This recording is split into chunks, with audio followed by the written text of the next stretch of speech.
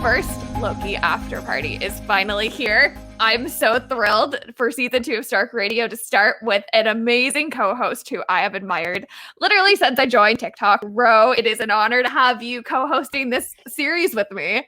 Thank you for having me. So I'm Ro. I'm 29 years old. I've been a fan of Tom Hiddleston since 2012, I think, 2011.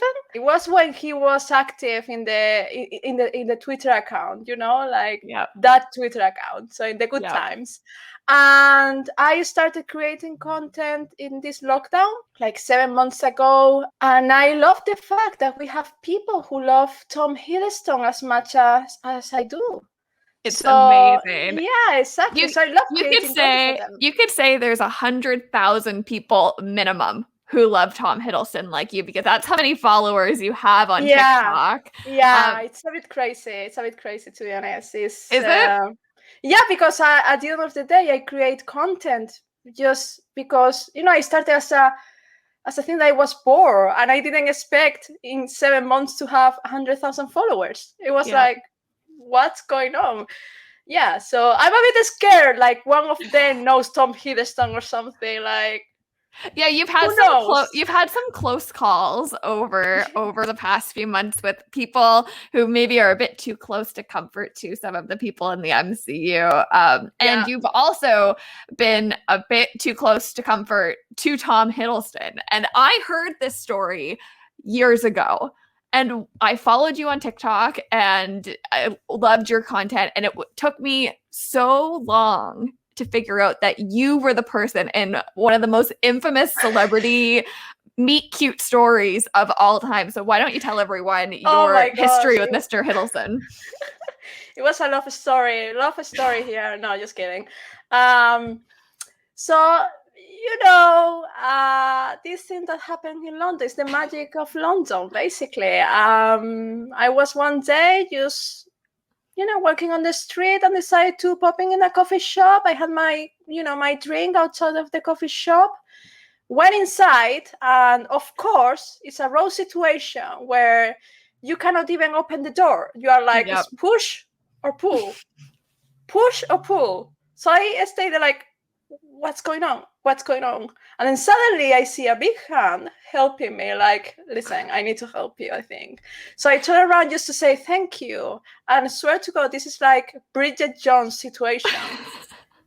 Look back, and it's Mr. Hiddleston with a big smile, like, oh my God. Like, what do you do in that moment? I just pass away. What do I do? I don't know. What do I do? Hold my breath, getting like this acting face that is worth for an Oscar nomination, and just try to act cool. What are you going to do? I didn't want to bother him, of course, because it was like his personal, private life, and I don't think that was fine. So I just go inside, just pay, like, you just go inside and pretend that Tom Hiddleston didn't just open the door for you. With a credit card, he was behind me. I was like with a credit card paying, like, can you please? Can you please? Like, please help me. You were the original meme. That is where the meme comes from. Before we start talking about Loki, before we dig into how brilliant this show is, I think that on behalf of a lot of people, something needs to be said, and this is the platform to do it on. Address it. I'm going to address the elephant in the room. I am a publicly acclaimed, known. I don't shy away from my love for Taylor Swift. Okay, and this is like a Taylor Swift Avengers shirt, so I'm serious. Like I've got her signed CD on the wall. Like I don't shy away from how much I love Taylor Swift, and it did not make sense to start this show without completely clearing the air and being very upfront about it. It is possible to respect Taylor Swift and Tom Hiddleston. A lot of people would disagree with me, but I think that he has been treated so horribly over the years for no reason, no justifiable reason. So Tom, on behalf of everyone who streams Taylor Swift music, I would like to say we're sorry. You deserve much better, and you deserved much better. I just hope that when she keeps releasing songs, as she's doing with these new re-releases, there's no more songs about you. And if there are songs about you, that they're as good as Getaway Car Good was. ones, good ones, The good good ones. ones, the good Yeah, ones. exactly, the good ones. Yeah, it was an ugly time to be a Tom Hiddleston fan, and I It remember when it was was a all tough going time. when it was all going down. I was like, this is so unnecessary. He's doing nothing wrong. Exactly. He's a good guy. Like, he's done nothing wrong to her in this relationship. So anyway. Exactly, it was weird, but you know, things happened, and we are here now. So now that the Taylor Swift and the Tom Hiddleston fans are at we are peace, friends again. I have solved the infinity war of those fandoms right here on Stark Radio. Yes. Let's talk about Loki.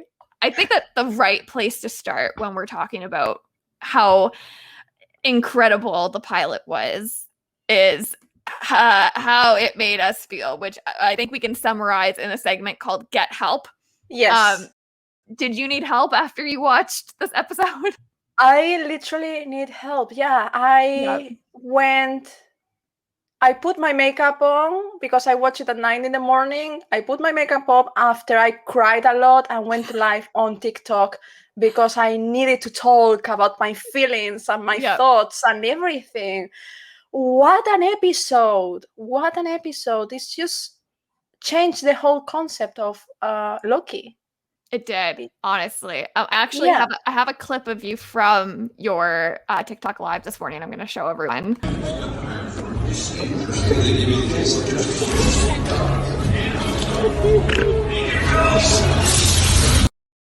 I think that pretty much summarizes how we both feel about things. Yeah, today. Taika Waititi's always a mood. Yeah, Taika always Waititi's the mood. Yeah. You know, I really was surprised we didn't get many spoilers for the show ahead of time, but really the biggest spoiler of all was this video. Because that's how we all reacted today. Like, he literally told us this is what is in store for you. And that was only for the trailer, eh? That was only for the trailer. So an hour of dealing with that. I mean, what's your initial reaction? Honestly, I was like, the whole time I was just with my jaw on the floor. Like, I couldn't believe it. The first thing that I was like, gosh, I love him so much, is when at the beginning he's going to talk to these people that he finds on the desert, and he goes to the rock just to stand there and say, "Hi, I'm Loki." I'm like, man, have you watched The Lion King or something like that? You know? Yeah. He's so extra. Extra. I love him. What are your thoughts? Like, what do you think? So my expectations for the series as a whole is like very high. But for the pilot of WandaVision and the pilot of Falcon and the Winter Soldier, I walked away from both of those episodes with like way more questions than I had answers. And I was like, okay, like, I trust I'm going to enjoy these shows. But for the pilot, I was like, I don't know what to think of this. And that was not the case for this show. Oh my God. I am so blown away. And I think that really it's a testament to having Tom be the executive producer of the show and having someone with that much knowledge and attachment to the character being able to piece it all together in the way that, I mean, we got more answers in the first half hour than we have in the past like 5 years about what's up with Loki and why he is the way he is. And that was incredible to watch. Yeah. I mean, I don't think there is a person who knows more than Loki than Tom Hiddleston. No, I don't think so either. He should do a TED Talk or something. It's just, I would love to see him talking about Loki, during hours. So he talked about this. We're recording on Wednesday, which is when the premiere came out, and today was also the Marvel Super Panel at Variety TV Fest. And in the interview, they talked about the Loki symposium that Tom ran on the set of Loki for I saw all of the that, producers and cast and crew. And Anthony Mackie and Sebastian Stan were very, very angry that they did not get invited to the symposium that answered every question under the sun about Loki. And I would just like to add that I am equally as upset that we didn't get it. Where was our invite? Where was your invite? Where's the? It's not too late, Tom. You can still Join come us on the show. Yeah. Do the symposium here. I feel like a lot of people are going to be asking him about that for a very long time. Totally agree. I think he should do like a TED talk. Just go live on Instagram. Yeah. Do something with We need Tom on live. We need that. Yeah, exactly. We need it. Exactly. Let's talk about some scenes that made us like really feel like we needed help during this. I feel like there's one scene in particular from this episode that really stands out in terms of the get help plot. I mean, have we ever seen Loki this dynamic on screen? This man deserves an Oscar, you say. Honestly. Like, I'm seeing this photo right now. I just want to cry with him. I just want to, tell him that everything is going to be fine. Although it's not, but, They really decided to come for our throats immediately. They gave us no space. First episode. I mean, even the first episode of WandaVision, gave us a lot of space to think about what was happening. First episode of Falcon and the Winter Soldier was all about establishing the world that Sam Wilson found himself in, right? But I mean, in Loki was like, all right, let's dig into the deepest parts of Loki's psyche and make him question everything about his identity in 57 minutes. I mean... Exactly. And they had the audacity to say, Loki is a fun show. You're going to laugh a lot. Where did I laugh? Where did I laugh? I cried. I cried the whole time. This was a live shot. When this scene was on, here's a live shot from my couch.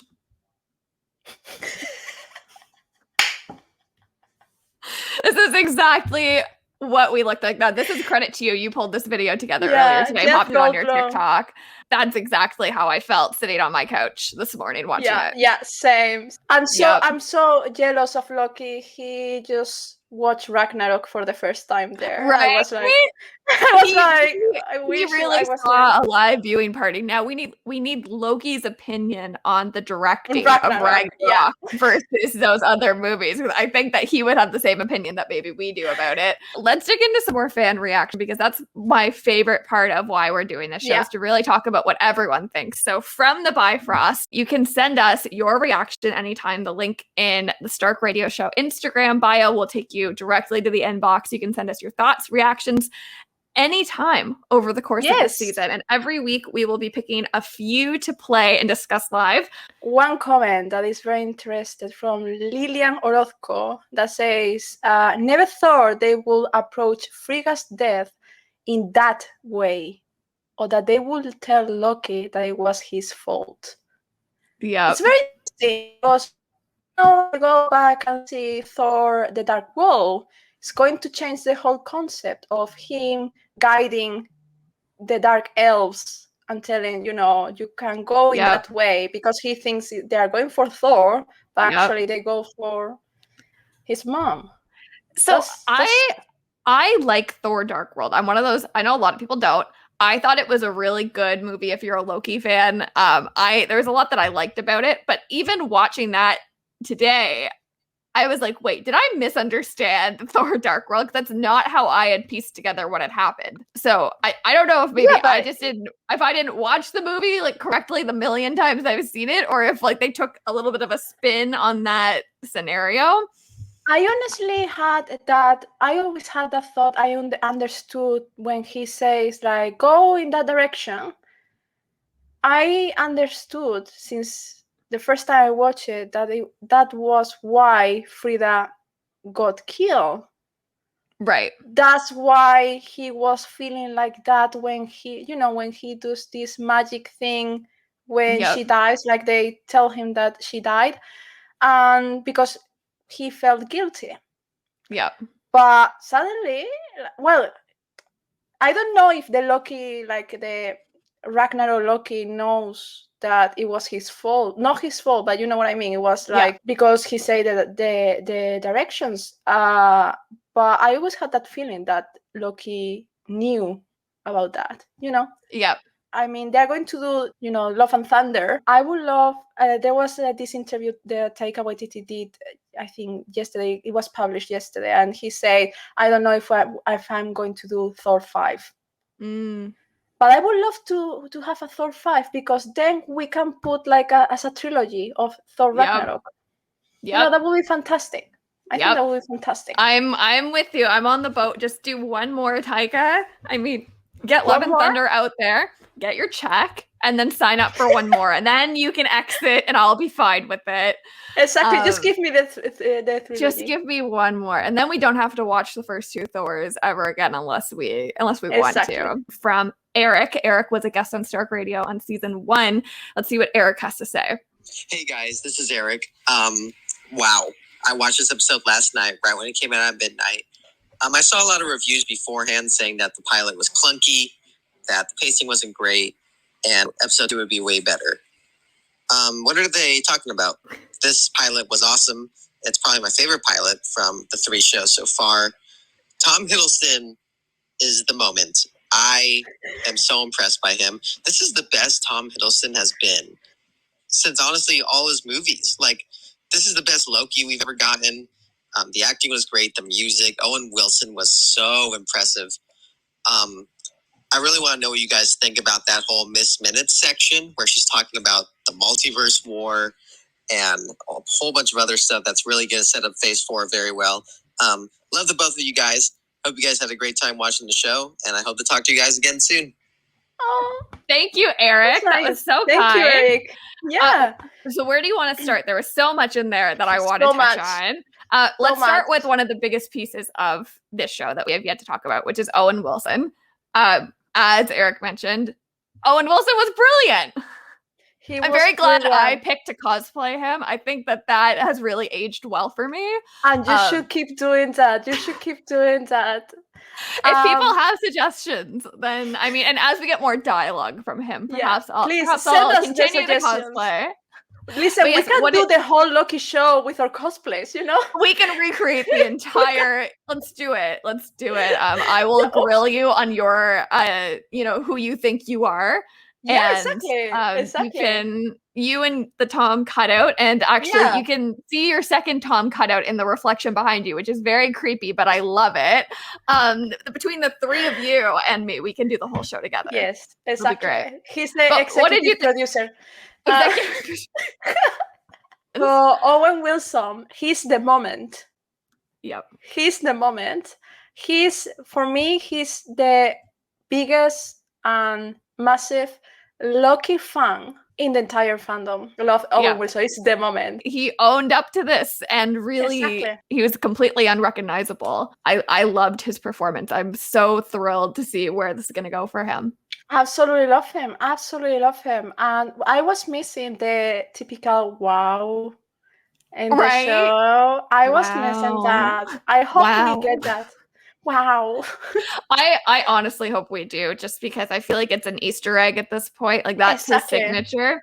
The one piece of his performance that I did not like was the mustache. I'm not here to shame anyone's appearance, but a constructive piece of criticism I was not a fan. Anti-mustache, but listen, they did it very well with the hair. Yes. Because I find him very attractive with that hair. He's a silver fox. I can't believe I'm saying this, but yeah. New headline: Ro likes Owen Wilson. Oh, Ro approves Owen Wilson's hair. Ro creates the fandom of Owen Wilson. Breaking news.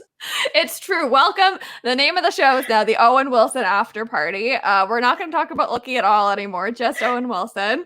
I changed the Stark Radio and put Whoa Radio. Yeah, Ro Radio. That has a good ring to it. Whoa Radio. Yeah, I love it. Another piece that Eric mentioned in his clip was the music of the episode, and that was probably what stood out the most to me. The lighting and the music was breathtaking. Can we just talk about the fact that it was composed by a woman?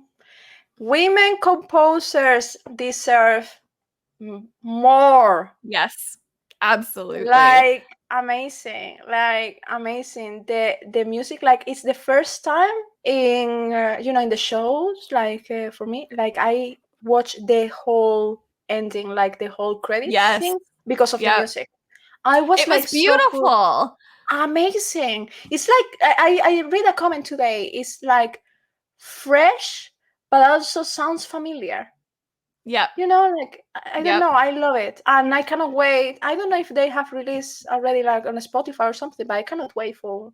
So let's talk about the Miss Minutes piece. Even though I have watched, I'm an MCU consumer. I know these movies. I still find myself getting lost in world building details from time to time. So I was very appreciative of the Miss Minute scene. I found that it really spelled out everything for me in a way that I could remember very clearly. So I was like, wow, someone was very considerate behind the scenes of making sure that fans like me weren't going to get lost along the way. So I really appreciated it for that was reason. good. Yeah. So what did you think about it?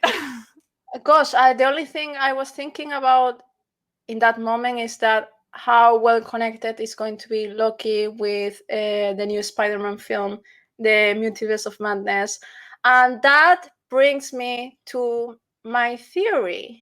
The Timekeepers, TVA, they protect the whole timeline and multiverse because they don't want a multiverse war. So what about if the ending of Loki is end of TVA? Like it gets destroyed. Had the same thought. I had the same thought. That's an official prediction from the Stark Radio Show with Ro and Liz. Something's going to trigger the Doctor Strange movie. And it also made me think that perhaps that's why they cut Doctor Strange out of WandaVision the way that they did, because maybe they decided that a better way to cue up the Doctor Strange movie would be with Loki and not with Wanda, even though Wanda is going to be in the Doctor Strange movie. So yes, I'm so glad that you had that same reaction. I would also just love, and I think it would make a lot of sense if we did not get a clear ending to Loki. I really hope that we get some major cliffhangers and, we all go bananas because we don't know what's going on. I think that would be very fitting for the God of Mischief to leave us with. Yeah, exactly. Like, hey, this is it. Episode 6 ends like that, and we are like, okay, now what? Now what? Yeah, exactly. I think it would end up like a cliffhanger with Loki. Like something will happen with Loki, but I think it will settle everything for Multiverse of Madness. I'm just expecting. I know this is going to sound crazy. I'm just expecting a Benedict Cumberbatch cameo. I just want that. I just want my man to go into the TVA and just pick the time stone and get it back. Well, here's another question that I was left with. So obviously when they reveal that there's so many time stones that they could be used as paperweights, it made me think about how in Doctor Strange, there's the timekeepers in New York and in London and in Tokyo, I believe it was. But then they were also saying how there's all these other timekeepers across all the other dimensions. So my thought is, what happened to all the other sorcerers out in the world that they couldn't keep a hold of their time? Like, what happened? How could they have so many? Like, these people must be so bad at their jobs. But so bad. I have the same question, but my question is, where the TVA timekeepers and all the sorcerers when Wanda did that thing? Like suddenly nothing happens. Yep. And then it will come like saying like that needs to happen. Like just like the Avengers, like they say, that needs to happen. No. What about Steve Rogers? Steve Rogers right now is a time criminal. Yep.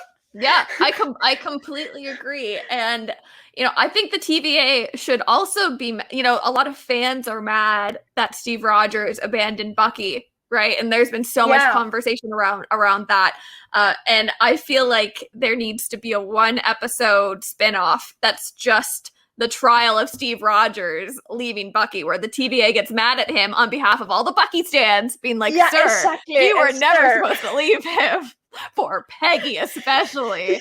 It should be judged by the Pakistans. Yes. Marvel, call me. I'm ready. I will come be the TVA judge. I look great in a robe. I feel like the TVA is also a bit of a cop-out for Marvel to use now if anything doesn't seem justifiable. Yeah, because everything that it doesn't make sense, we can just say, hey, it was the TVA. Yeah. You know what I mean? Yeah, it makes sense. Did you see on TikTok this week the video of that Hank Green posted about Hank Green being in the MCU? Did you see that? No. Because Ant-Man reads John Green's book, The Fault in Our Stars, in the second Ant-Man movie, that implies that John Green is in the MCU, which implies that Hank Green is in the MCU. And this person made a whole video talking about how, that means that there must be Crash Course Sokovia Accords, and like they must have a whole series dedicated to explaining how superpowers work and all of these things. So then Hank Green made a video saying that if he's in the MCU, then because we watch Hank Green, we are also in the MCU. We are all in the MCU. We are all. This is we the are MCU. Part of the MCU. I'm sorry. This is like in 20 years' time, they will do films that we are inside of the films. Like if we're in the MCU, then where's Bucky Barnes right now? Where is that man? I need answers.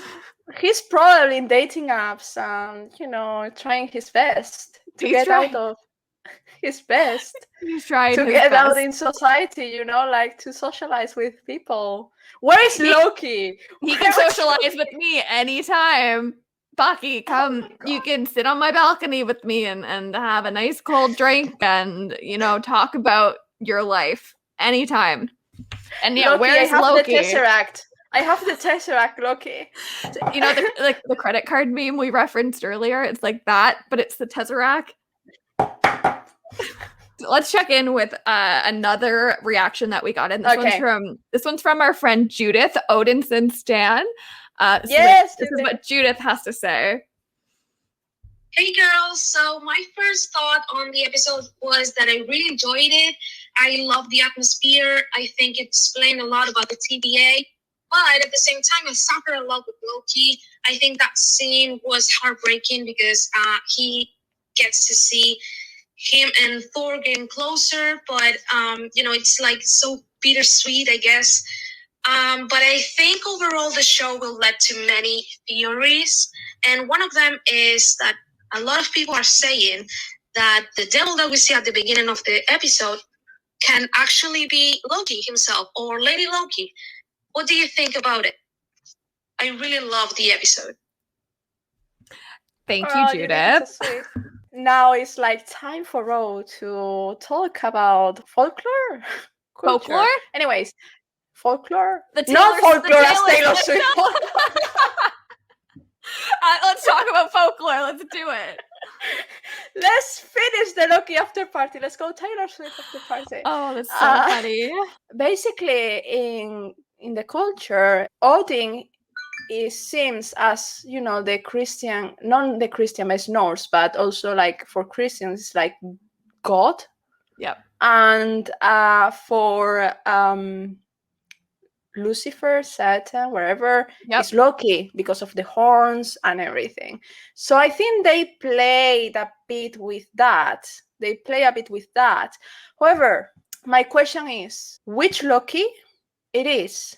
Which Loki will kill the TVA agents and give candies to kids? That's very weird.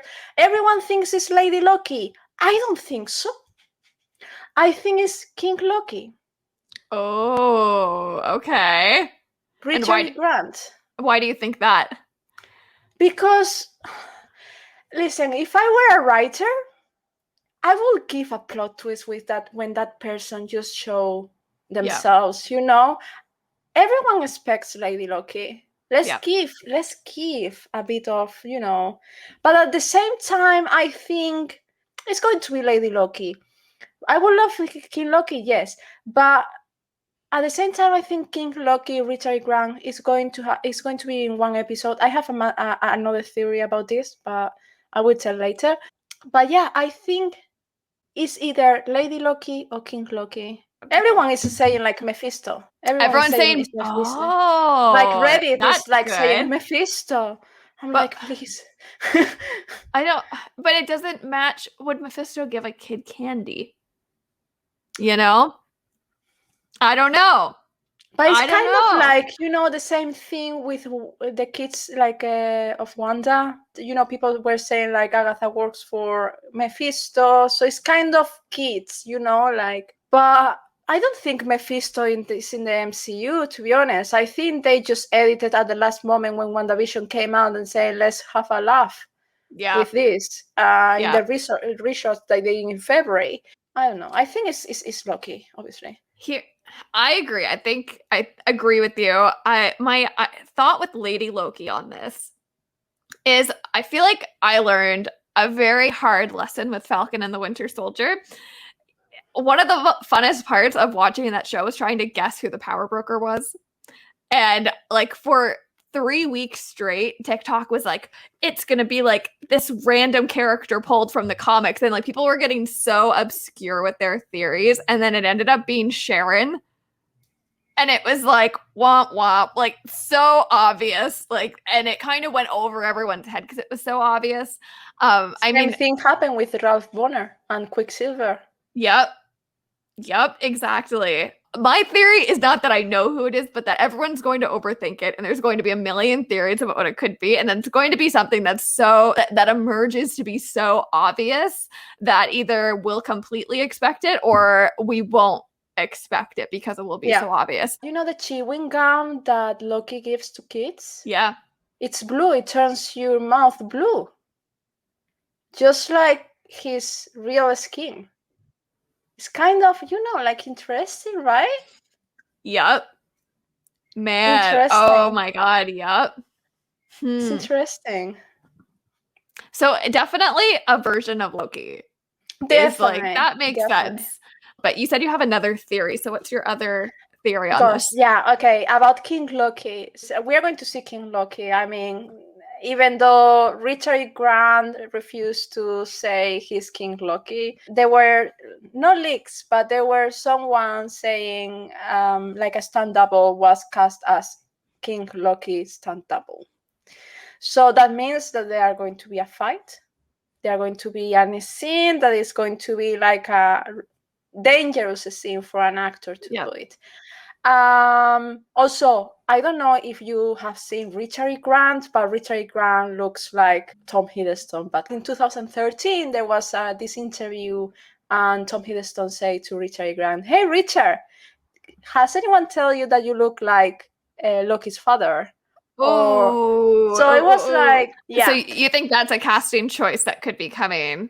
It's a casting choice that is coming. Official prediction? Official prediction. Okay, let's go. So I think, in the trailers that we see Loki walking towards a broken door. Yep.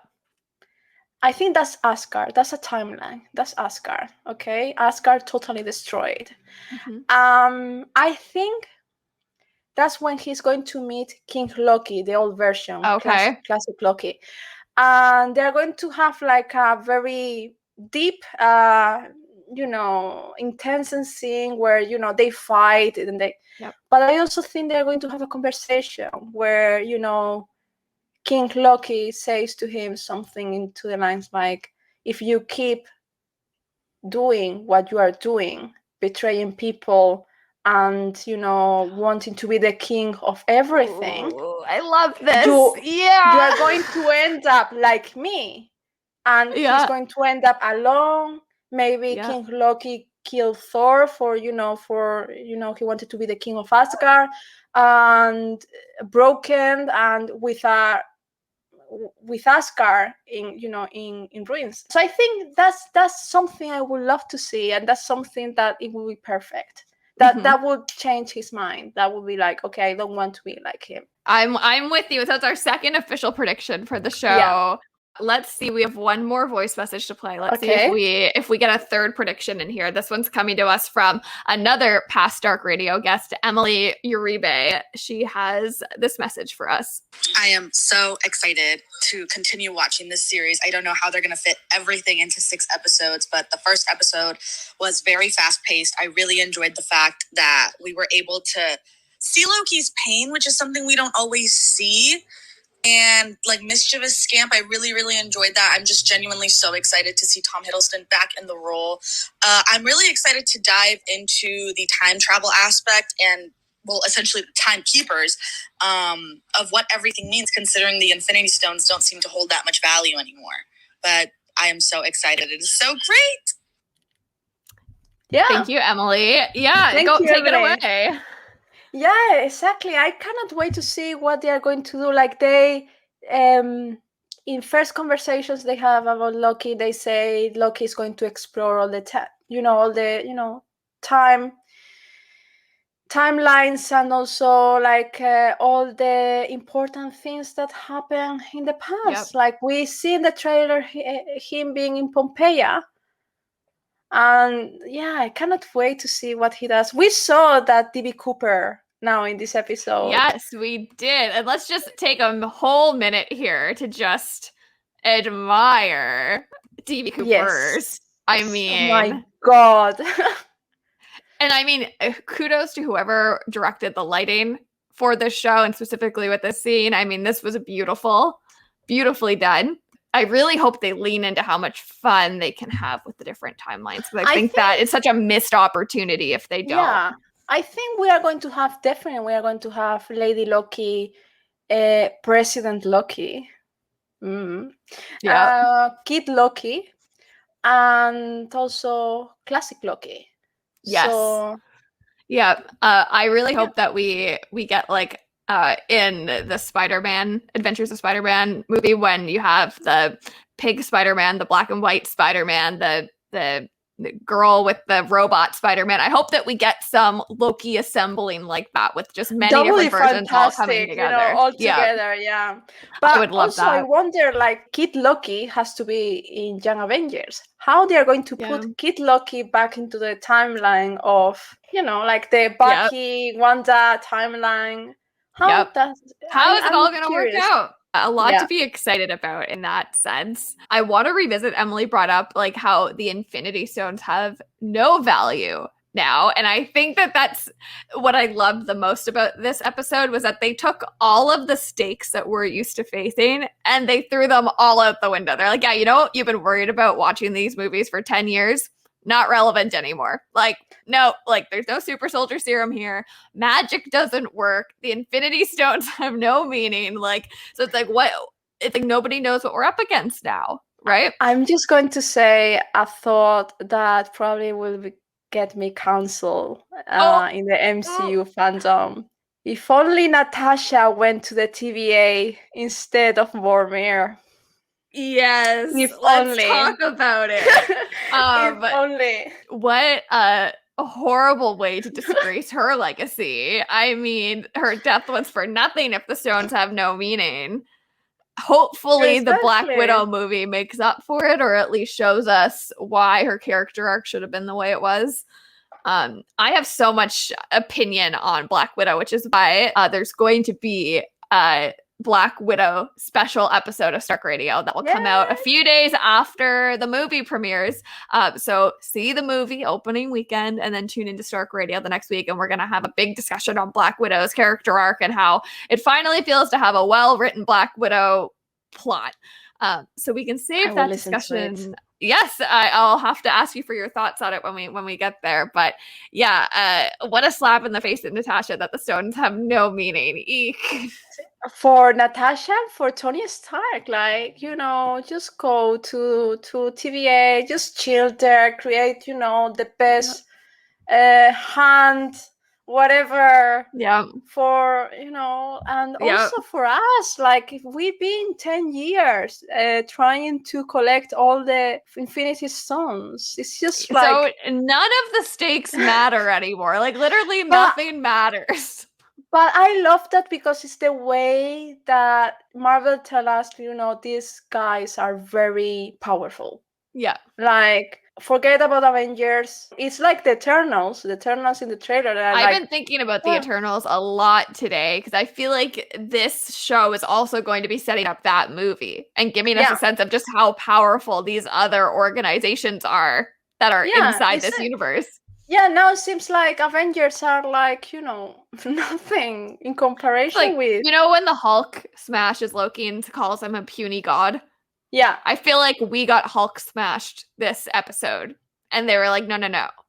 Everything was puny before this. Welcome to Phase 4, where we have the Scarlet Witch, we have an avenged Bucky Barnes, and we have stakes that are completely new. Exactly. Yeah. Totally agree with you. Thank you to everyone that sent in your reactions. And remember, you can send us your reactions anytime. The link in our bio, it'll be in the description of this video as well. You can send us your reactions to episode 1. Next week, when episode 2 comes out, you can send us your reactions and we'll pick a few and we'll play them on the show. There's so many amazing people that make Loki content. And if you are one of those creators and you want us to highlight your work on the show, get us on Instagram. Send Stark Radio Show a DM with your TikToks, your artwork, your edits. This week, I wanted to share an edit that just blew me away by a friend, Nikki, on Instagram. So this is a photo that she took, and then she edited it into this amazing edit.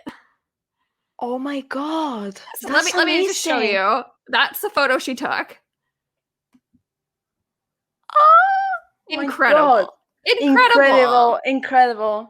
Loki fans are beyond talented. So if you want to share your artwork, your content, send it to us on Instagram and we will pick a fan every week to show their amazing work. Ro, I know that you also are someone that makes a lot of amazing Loki content. So next week I'll pick another one of your videos to share, but a reminder of the incredible quality that you get going onto Ro's Instagram account.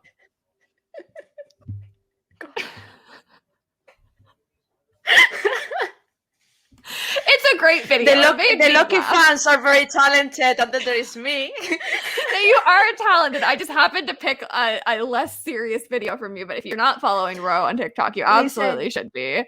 You know why the Loki fans are very talented? Why?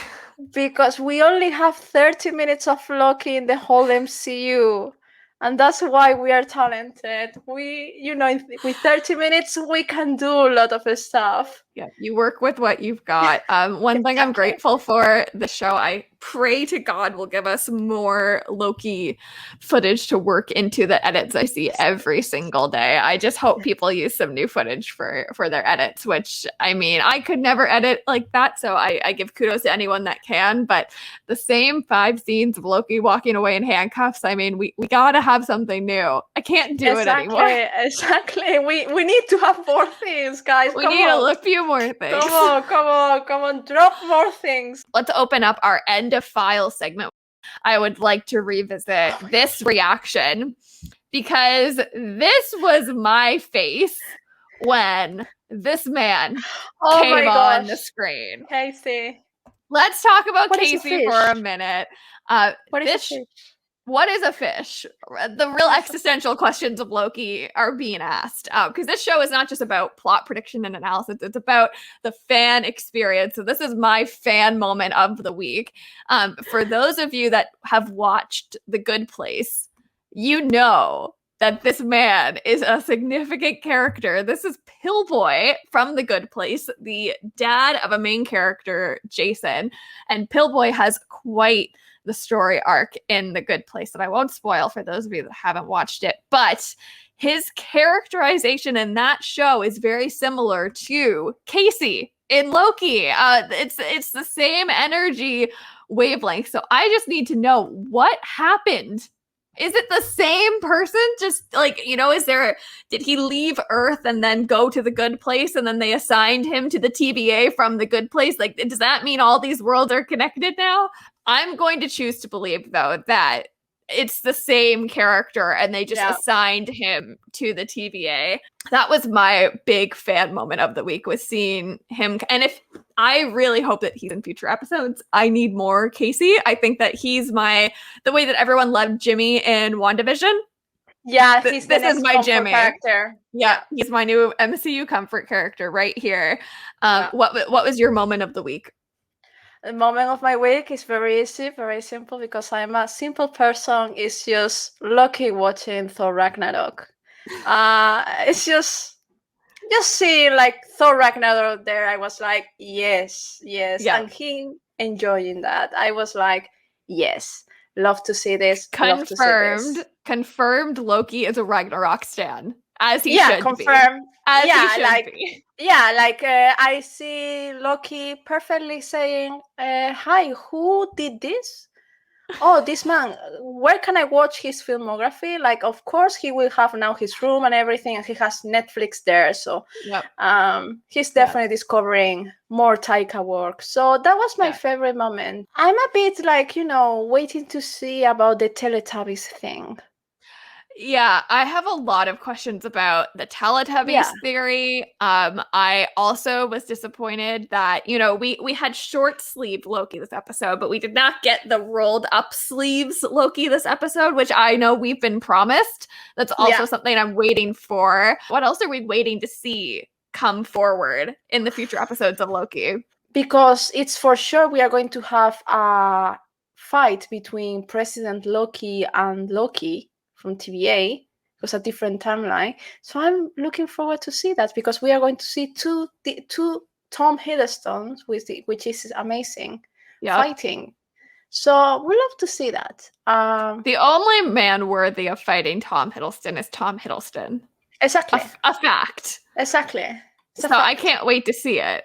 If we go back to a Taylor Swift reference for a moment, in her music video, Look What You Made Me Do, when it's just like 12 Taylor Swifts fighting each other, I need that, but it's Isn't Tom that Hiddleston. funny that she released that song when she was with Tom? Maybe he was taking notes. Maybe he was like, oh, this is good. I know I have a TV show coming. I'm just going to take this and run with it. Breaking news. Loki was highly inspired by Taylor Swift. And that is our third prediction of the series. We will have a direct Taylor Swift-inspired Loki fight scene. I cannot wait. Every week we'll revisit those predictions and see how close we were. Okay, that's cool. That's cool. This is going to be the best show. It's going to be nominated for Emmys. That's my thought. Yeah. Tom Hiddleston, if he doesn't get any nomination for Emmys, I will fight. I definitely can see some Emmy noms emerging already. I think that making Tom an executive producer has proven already to be a strong choice, so it'll be interesting to see how they pitch it moving forward. I did not expect to be this happy leaving episode 1. I was just so blown away, especially in comparison to my reactions to the first episode of WandaVision and Falcon and the Winter Soldier. I mean, this just, I don't want to compare shows, but in terms of the fan experience, episode 1 blew me out of the water in comparison to how much I enjoyed the other show's openers. So my expectations are high moving forward, but I don't think that we're going to be disappointed. So another thing I need to add, because I just remember, one thing that I'm looking forward to see is the scene of Loki fighting with Holding Out of a Hero song. Okay. Tell me more about that. Apparently, this is a very funny story, because the person who said that found my TikTok and now he's following me on TikTok. I'm like, what? Anyways, basically, a reviewer on Twitter say, Loki show amazing. He saw 2 episodes. Loki show amazing. First one was fine. Second one was even better. And he said something like, there is this massive scene that is Loki fighting with Holding Out of a Hero, which for me, who is a Shrek fan, for me, it's a Shrek reference. Sorry, I just have to say this. So I'm really looking forward to see that. It's going to be in episode 2. I can't wait. And I think it's going to be epic. It's going to be epic. So speaking of that, I'm really interested to see what they do with the pacing of the show, because it feels like we have a lot coming at us really fast. So it's just going to be one of those shows where things are constantly like the stakes are constantly being raised and we're just on this like emotional roller coaster, or like with Falcon and the Winter Soldier, they paced it so nicely where they took you in and out and in and out of all of these big dramas. I'm really interested to see how episode 2 is paced out, and if we are, you know, I think next week I'm going to stretch, I'm going to drink a glass of water, and I'm going to turn off my phone before I watch episode 2, and I'm going to wrap myself in a blanket and just prepare myself, you know? You should. Tom said that big things happen in episode, I think, 4 and 5. Like, Yeah. shit happens in episode 4 and 5. So if shit happens in episode 4 and 5, what's going to happen? Like, first episode left me in tears. I think it's going to be non-stop, you know? Because in episode 1, yes, it was 50 minutes, but what good 50 minutes, you know? Like, Yep. this man had a therapy session, finally. And took us all with him. Exactly. And we were with him, and he was crying, and we were crying with him. So it was like therapy for them, but also therapy for him, but also therapy for the Loki fans. Yes. Like, we know his needed thoughts. therapy from Marvel, finally. Yeah, exactly. So we needed to see what were his thoughts, if he was a villain, if he felt like a villain, why. I was very interested to see the depth of his character. I was very interested to see why was he doing that, which made me question about this thing of him being brainwashed. I don't think he was. It doesn't give me the impression he was. The one piece of the show that made me think maybe he was being brainwashed is when they took his temporal aura and he was questioning if he was a robot. When he stepped through that archway, if perhaps some brainwashing occurred then, but it didn't seem like it. Also, can we talk about that scene? That was hilarious. His existential crisis about being a robot. Like, I didn't need that.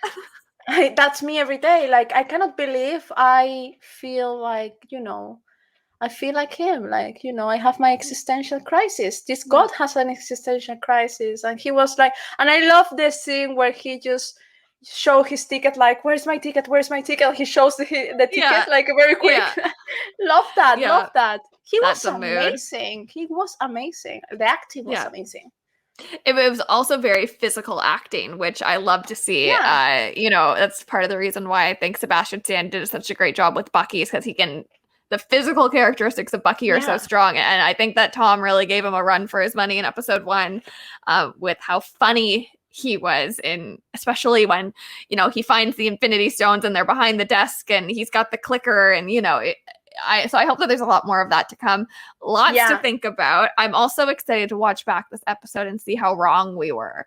And I hope to be proven wrong across the board. And I hope that we keep getting surprised. And I hope that everyone comes back for next week's episode. We'll be live again next Friday, breaking down episode 2. Can't wait. Any final thoughts from Tom hanging out with you? Tom, do you have to say something? Exactly. He's very shy, but he's the executive producer. I'm proud to announce that he's the executive producer for the Stark Radio. Thanks, Tom. Thank you, Tom, for being our executive producer here on Stark Radio Season 2, the Loki fan after parties. You can follow the show on Instagram at Stark Radio Show. You can also follow us on TikTok. Our handles are just below here. A lot more content to come. Keep sending us your reactions, and we will pick some to talk about next week on the show. And we'll see you next week. See you next week.